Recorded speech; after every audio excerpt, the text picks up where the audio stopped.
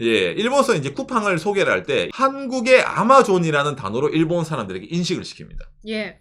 왜냐면은 그게 제일 알기가 쉽기 때문이죠. 구독과 좋아요, 알람 설정 감사합니다. 일본에서도 관심 가지는 쿠팡 정보 유출 사태라는 내용인데 요즘 대한민국에서 이 뉴스로 난리죠. 개인정보 유출 사태, 정말 대규모 사태로 일어나가지고 쿠팡에 대해서 아마 많은 분들이 뭐라 해야 됩니까? 뭐 해지한다라든지 그래도 쓸 수밖에 없다라든지 아마 그런 의견이 많이 나오는 걸로 알고 있습니다. 아니 우선 쿠팡 그거 한국에서 장사하는 기업인데 일본에서 장사해요? 왜 일본 채널에서 쿠팡 얘기 다뤄요? 라고 느끼시는 분이 계실까봐 말씀드리면은 쿠팡이 클 수 있었던 게 엄밀하게 말하면은 그 일본의 그 손정희라는 사람 덕분에 예, 한국에서 이제 그렇게 시장을 장악을 했던 거죠. 더욱이 일본의 그 손정희 씨가 운영하는 그 비전 펀드, 소프트뱅크 그룹을 생각을 했을 때 쿠팡이 가진 상징성이 상당히 좀 크죠. 제가 오늘은 일본에서 이 쿠팡 사태가 어떤 식으로 보도가 되고 있고, 손정희 씨랑 쿠팡과의 관계라든지, 한국에서의 쿠팡을 바라보는 시선과 일본에서의 그걸 바라보는 시선의 차이에 대해서 종합적으로 들고 왔으니, 먼저 이걸 보면서 이야기를 해보도록 합시다. 많은 분들이 그 회원 가입하고 쓰시는 걸 알고 있어요, 쿠팡. 당일 배송. 그렇죠. 예, 저는 이제 한국을 떠난 지가 좀 오래됐기 때문에, 저도 물론 쿠팡 가입되어 있긴 하지만은, 여러분들만큼은 쓰지 않거든요. 그런데 이제 제가 방송을 이렇게 유튜브를 하는 것도 8년 이상 하고 있는데, 초창기 때 방송할 때랑 지금이랑 시청자분들의 얘기를 들어보면은, 쿠팡이랑 기업에 대한민국에서 얼마나 성장을 했는가. 그 다음에 여러분들이 얼마나 큰 영향을 끼치고 있는가를 저도 절실히 느낍니다. 왜냐면 예전에는 뭐 옥션, 지마켓, 모상문화 이런 데 써요 라고 하시는 분들이 거의 다 쿠팡 없으면 못 살아. 아, 로켓 배송 짱 이러면서 이제 그런 말을 많이 해주더라고요.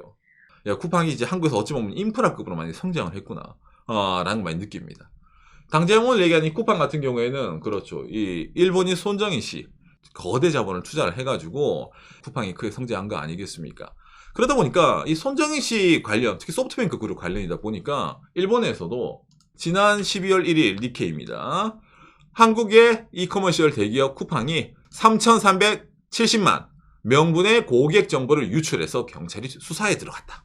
대한민국 인구를 감안했을 때 이 3,300만 명은 성인들은 거의 다 가입되어 있다 보면 되겠네요. 그러네. 자, 그리고 나서 예, 한국에서 쿠팡 사장이 이제 바뀌고 예, 여러 가지로 이제 쿠팡에 관해서도 이제 뭐 국회 청문회 가니 안 하니 이래가지고도 아마 그런 뉴스도 많이 나오실 겁니다. 그리고 예, 뉴스위크네요. 일본에서 이제 쿠팡을 소개를 할 때 이 단어 한국의 아마존이라는 단어로 일본 사람들에게 인식을 시킵니다. 예.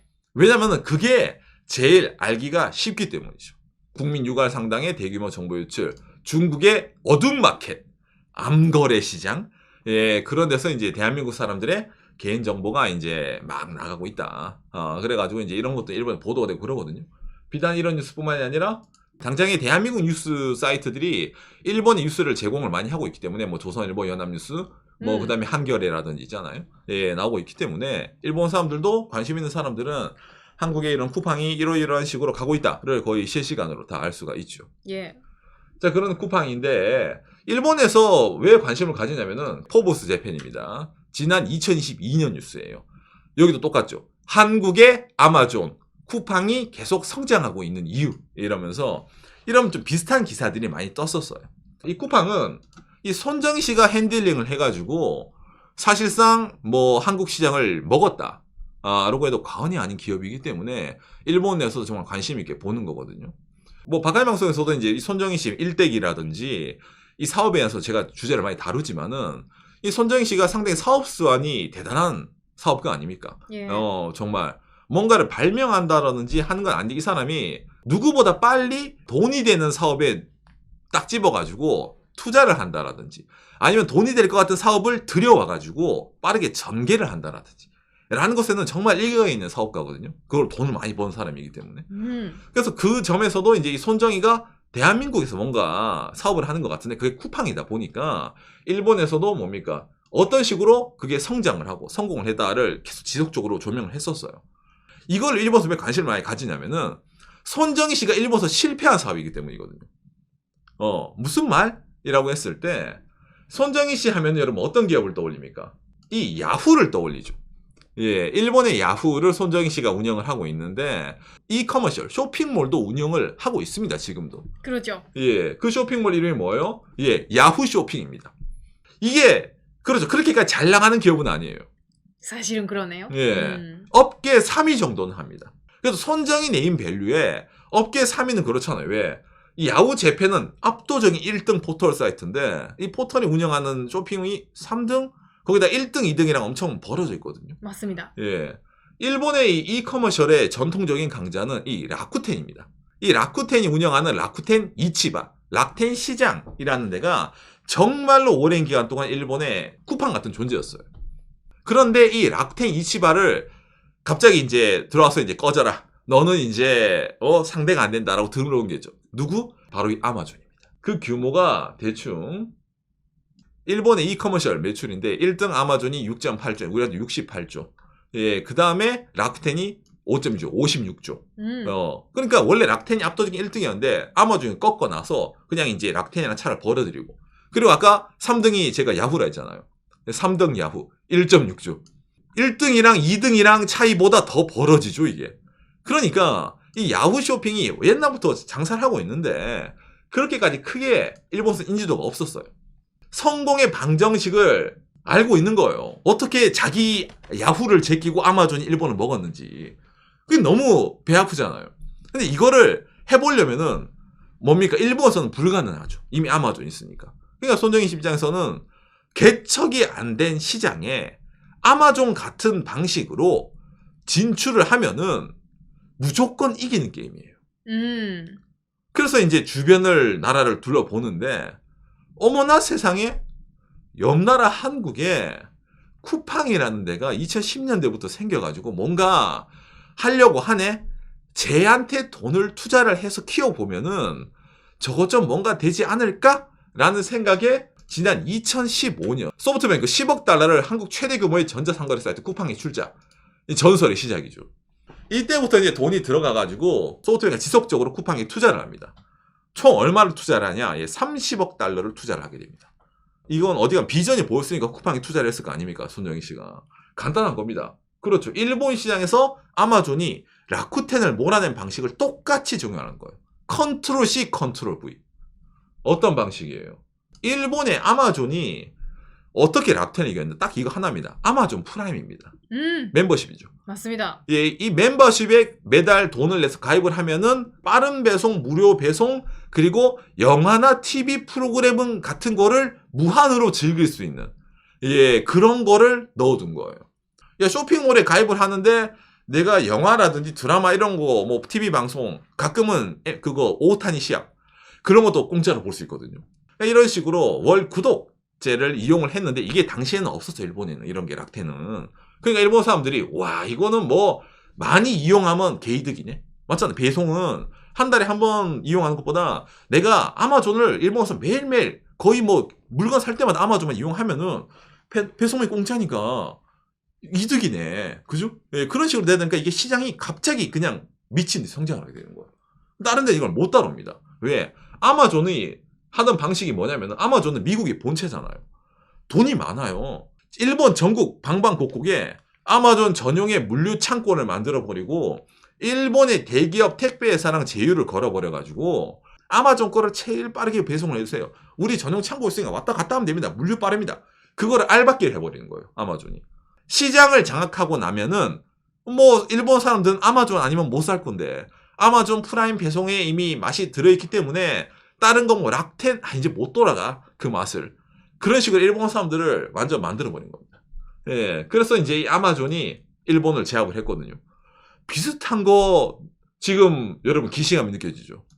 쿠팡와우 하면은 로켓 배송 빠르고 그날 도착하고 그리고 뭐 쿠팡 플레이로 여러분들이 스포츠 중계라든지 각종 미디어 공짜로 볼 수 있으니까 쿠팡와우 나쁘지 않네. 요 최근에 가격을 올렸어? 그래도 옛날에 5,000원대 그때보다 비싸긴 하지만 그래도 써야지. 이러신 분 혹시 안 계십니까? 그거도 비슷하네. 조금씩 회원비가 올라간다. 그렇죠. 똑같아요. 쿠팡도 처음에 높은 자본력을 바탕으로 그냥 한국 방방곡곡에 물류센터 깔고 쿠팡맨이 바로 날아갑니다 이러면서 그냥 퍼줬어요. 여러분들에게. 일반적으로는 불가능하죠. 왜냐하면 장사하는 거는 이익이 생겨야 되는데 쿠팡은 이익이 안 생겨도 되잖아요. 왜? 투자금이 있으니까 물류센터라든지 그런 성공의 방정식을 깔아만 두면은 무조건 이기는 게임이에요. 손정희 씨를 필두로 한 소프트뱅크가 지속적으로 투자를 해가지고 지난 2011년이죠. 예, 미국에 이제 뭡니까 상장까지 시켜버리는 그런 걸 한 거죠. 이것도 이제 어쩌면 소프트뱅크 그룹에 나름 이제 입김이 많이 작용을 한 거죠. 미국 시장에 들어간 것도. 그러다 보니까 일본에서도 지난 2011년 니케이입니다. 나오죠. 한국의 아마존, 미국의 상장. 그러니까 쿠팡이를 안 써. 그냥 한국의 아마존이에요, 여러분. 소프트뱅크 그룹이 최대 주주. 이래가지고 이런 식으로 이제 어찌 보면 이제 뭐라 해야 됩니까? 관심을 가지는 겁니다. 이런 식으로. 어떻게든 일본 기업과 연관이 있으니까. 한국의 아마존 쿠팡은요. 그랬는데 소프트뱅크가 이제 손을 떼죠. 2011년이죠. 상장한 지 얼마 안 돼서 쿠팡의 주식을 매각이 들어갔다. 소프트뱅크가 조금씩 매각을 하는 거죠. 이때 당시에 이제 2011년에도 대한민국에도 기사가 떴습니다. 어떤 기사? 경향신문.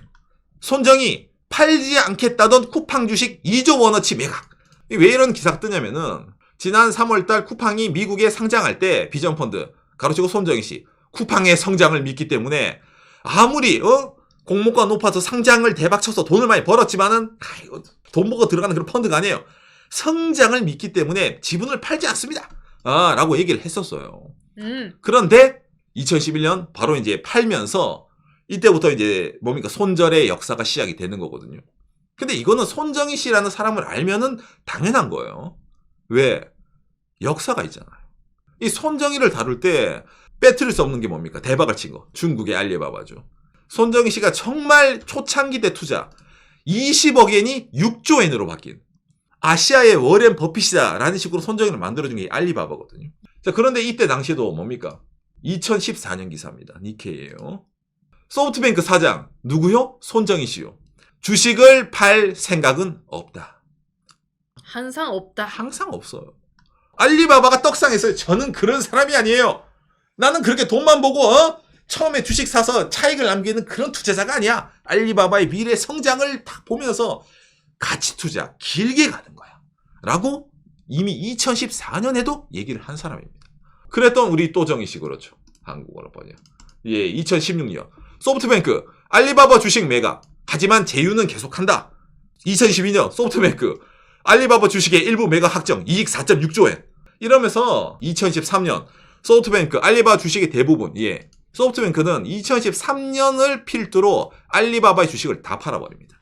10년 걸렸네요. 거의. 2014년에 나는 안 팔 겁니다. 라고 했는데 알리바바를 소프트뱅크 그룹이 털어보기까지 10년 정도 걸렸는데 뭐 그 과정이 여러 가지가 있죠. 물론 알리바바가 중국 내에서 성장 그래 못한 것도 있으니까 이런 걸 생각해서 뭡니까? 그래도 입을 털지 말지. 안 판다고 하지 말던가. 라고 느끼는 게 조금 있죠. 근데 이건 어쩔 수 없죠. 투자가니까. 예, 믿으면 안 됩니다. 그런 거는. 예. 투자하고 있는 사람이 판다 안 판다 그 말 자체가 아주 중요하기 때문에 그렇죠. 일단 안 판다라는 게 가치가 있잖아요. 그렇죠. 왜냐면 손정희가 안 팔아야지 다른 사람들이 들어갈 거 아니야. 맞잖아요. 워렌 버핏이 들고 있는 주식에 들어가고 싶지 워렌 버핏이 다 팔아버린 주식에 여러분 사고 싶지 않잖아요. 그런 겁니다. 그러니까 이런 뭐 다른 투자자를 위해서 약간 립 서비스 같은 개념으로 원래 이런 걸 합니다. 어쩌면 펀드를 운영하는 사람인가 손정희 씨 같은 경우에는. 그러니까 그런 동일한 의미로 쿠팡도 똑같이 그런 말을 했었어요. 예. 근데 이제 이게 다른 사람들 입장으로는 이제 쿠팡이 상장하고 나서 주식이 계속 떨어졌잖아요. 이 공모 이후에 투자하신 분 아시죠? 그러다 보니까 그게 미어볼 수밖에 없어요. 왜? 야, 그래도 너는 여기서 샀는데 조금 떨어져서 여기면 나가면은 너는 이득이지만 나는 물려있단 말이야. 나가지 마! 약간 그런 기분이 있단 말이에요. 들고 있어줘! 근데 나가는 거죠. 2011년 이후부터 꾸준하게 쿠팡을 매각을 합니다. 2012년 블룸버그. 소프트뱅크 그룹, 한국 쿠팡 주식 매각. 이것뿐만이 아니죠. 2015년에 그 소프트뱅크가 쿠팡 주식을 3번으로 나뉘어서 6천만 주를 매각을 했습니다. 이미 16억 달러. 32.4%였던 소프트뱅크의 이제 쿠팡의 지주 비율은 17.39%까지 떨어졌다. 점점 떨어져요. 그러니까 지금 다 손절 친 건 아닌데 지금 흐름으로 봐서는 알리바바까지 가는 거예요. 한국의 아마존이라고 하면서 좀 이제 많이 좀 좋게 띄워주면서 일본에 자본이 들어갔으니까 손정희에 이제 그럴 때랑은 지금 많이 톤 다운된 보도를 하고 있는 게 현재 이제 일본의 상황이거든요. 그리고 이제 여러분들이 궁금한 게 뭡니까? 손정희는 그러면 쿠팡 주식이나 알리바바 주식 팔아서 그럼 뭐 하냐? 약간 이런 거 궁금하신 분들 안 계십니까? 이 소프트뱅크 그룹의 이게 최근 결산입니다. 2015년 11월 11일 발표한 거. 이 안에 딱 보면은 AI다. 오픈 AI. 이래가지고 이제 AI에 관해서 이제 제일 중요하게 여긴다. 라는 게 지금 소프트뱅크의 상황입니다. 요즘 매년 AI라고. 그러니까 다른 거를 팔아가지고 AI 쪽으로 계속 자본 투여를 하면서 뭐 한국도 나오죠. AI 혁명. 그럴 때 뭔가 좀 한번 크게 해먹고 싶다. 라는 게 지금 소프트뱅크의 제일 큰 목적이거든요. 그러면서 이제 뭐 소프트뱅크 잘하고 있으니까 순이익 2.9년 과거 사상 최고 경신 이래가지고 이걸 지표를 내는 거예요. 늘 얘기하지만 소프트뱅크가 갖고 있는 이런 순이익 이런 거 내는 것 자체는 소프트뱅크가 갖고 있는 주식이 지금 시장가로 봤을 때 요 정도 금액입니다. 우리가 처음에 샀을 때 비교해서. 그러니까 사실상 이 정도 돈을 번 거다 라고 약을 파는 거예요. 지금 AI 버블 뭐 AI 혁명 이런 말이 나오고 있으니까 소프트뱅크가 갖고 있는 그 주식이 많다 보니까 이 정도는 평가 가치가 나오는 거죠. 그런데 좀 더 투자를 들어가서 이 시장을 장악을 하겠다라는 거기 때문에 그런 의미에서 아까 말한 뭐 알리바바라든지 쿠팡 이런 거는 소프트뱅크가 원래 하고 싶었던 뭐예요? 이 AI 시대에 있어서의 이 포석을 하기 위한 어찌보면 총알, 자본금, 이라고 느끼시면 됩니다. 그리고 이제 아마 일본 내에서 이 쿠팡 뉴스를 듣는 거랑 한국에서 쿠팡 뉴스를 들을 때 이 사태에 대해서 좀 많이 의견이 갈리는 게 딱 하나가 있거든요. 뭐냐면은 대형마트. 대한민국은 이 대형마트 규제가 짱짱하게 들어가 있죠. 그러니까 한국에서도 이제 대형마트 뭐 규제 완화를 해라. 환경에서도 이제 대형마트 손발을 묶었으니까 쿠팡이 공룡이 됐다. 이런 식으로 좀 뭐라 해야 됩니까? 비판하는 그런 뉴스도 많이 나오죠. 의무 휴업, 심야 영업 금지, 그죠? 온라인 새벽 배송 이런 거 못한다. 대형마트는. 근데 쿠팡은 풀어놨으니까 쿠팡이 커졌지. 이런 말이 있잖아요. 근데 이게 일본은 없기 때문에 이런 쿠팡 사태를 바라보는 데 있어서 일본, 한국과 시각의 차이가 생기는 거거든요.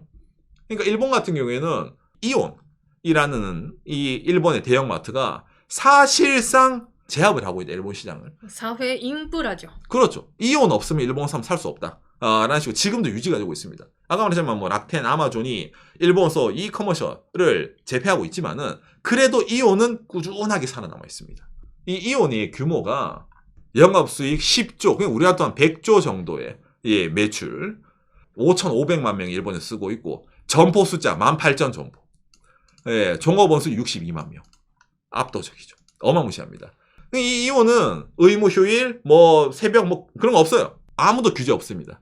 이온의 인터넷 슈퍼 언제든지 당일 배송, 당일 12시에 주문하면 3시에 도착하고 이런 3, 4시간 정도면 동네 마트 도착하는데 이게 규모가 어떻게 된다고? 전국에 18,000개 정도 있으니까 일본의 거의 대부분의 지역에서도 이게 커버가 됩니다. 마트에서. 그래도 당일 배송 어렵다. 그러면 그 이온 계열에 24시간 그렇죠. 영업하고 있는 그런 그 가게도 많이 있으니까 많이 있습니다. 동네마다 거기 가면 된다. 그렇죠. 거기서 이제 다 뿌려주니까요. 그런 의미에서는 어찌 보면 이제 한국은 마트를 규제를 하는 거고 일본은 규제를 하지 않는 겁니다. 근데 저는 이건 뭐 박간영호상의 개인적인 생각이지만 저는 규제를 하면 안 된다고 생각하는 사람이거든요. 왜냐면은 아까 이 차이가 있잖아요. 여러분 이 그래프에 제일 주목해야 될 게 뭐냐면 일본의 이온의 이겁니다. 여러분 고용입니다. 쿠팡은 고용이 있죠. 쿠팡맨. 근데 그건 쿠팡이 고용한 게 아니죠. 개인 사업자죠. 쿠팡 자체의 고용은 그렇게 높지가 않습니다. 시장을 장악하는 거 대비해서는. 일본에서 이온이 18,000개 점포 있다 하더라도 아무도 이온을 뭐 독점한다, 싫어한다 이런 말 안 합니다. 왜? 고용을 하니까요. 일본 전국 방방곡곡에 일자리를 제공을 해가지고 그 지역 사람들이 벌어먹고 살게 해주니까요. 그러니까 욕을 안 먹죠. 흔히 말하는 지역 경쟁 상생 이런 말 있죠. 우리가 흔히 말하는 거. 그래서 이제 일본 지방 경제에 나름 도움을 주고 있어가지고 거기서 뭡니까 지방 고용 활성화, 지방의 투자 그쪽에 물류 창고 만들고 그쪽에서 생산을 해가지고 있잖아요. 예를 들어 홋카이도 같으면은 홋카이도에 있는 우유라든지 그런 거를 좀 더 지역에 있잖아 활성화시키는 거 그런 식으로 돌리니까 지역 주민들이 좋아해요. 고용에 대해서 추가로 말씀드리면 있잖아 파트타임 그 알바생분들 그리고 계약직 정사원 고용 구분 상관이 없이 멀리 후생 줬다라든지 일하기 편하다 그렇죠. 라는 목소리가 좀 나올 정도 나쁘지 않다 그렇죠. 라는 이미지가 있습니다. 이용. 그렇죠. 그러니까 이런 게 일본 내에서 이런 대형마트가 욕먹지 않고 흔히 말하는 사람들에게 인정받는 거거든요. 그러니까 일본 사람들도 이런 슈퍼에 안 파는 거는 아까 말한 것처럼 당연히 아마존이라든지 라쿠텐을 쓰지만은 적어도 아까 말한 뭐 당일 배송, 새벽 배송 아니면 뭐 신선 배송 이런 거 그런 것 때문에 나 예를 들어 쿠팡 없어서 못 살아요, 뭐 아마존 없어서 못 살아요 그런 말은 안 나옵니다. 내가 이 기업이 예를 들어 싫어 손절을 쳐야 되는데 이것 때문에 손절을 못 하겠어 라는 점에 있어서 일본과 한국과의 이 쿠팡을 바라보는 차이가 이런 식으로 좀 생긴다는 거죠. 오늘 내용 여러분들 참고가 됐으면 좋겠습니다. 감사합니다. 요시. 당장 일본에서 소프트뱅크 그룹을 좋게 보는 사람들은 많이 없어요, 사실은. 일본에서 손정희 씨 안티도 엄청 많거든요. 그럼 왜 많냐면은 똑같습니다. 돈 되는 거 들여와서 비싸게 팔고 나가버리거든요. 투자자 사업가로 존경하는 사람은 있지만은 뭐랄까 일본에서 이제 존경받는 옛날에 흔히 말 기업가이잖아요. 기업가로는 보지 않아요.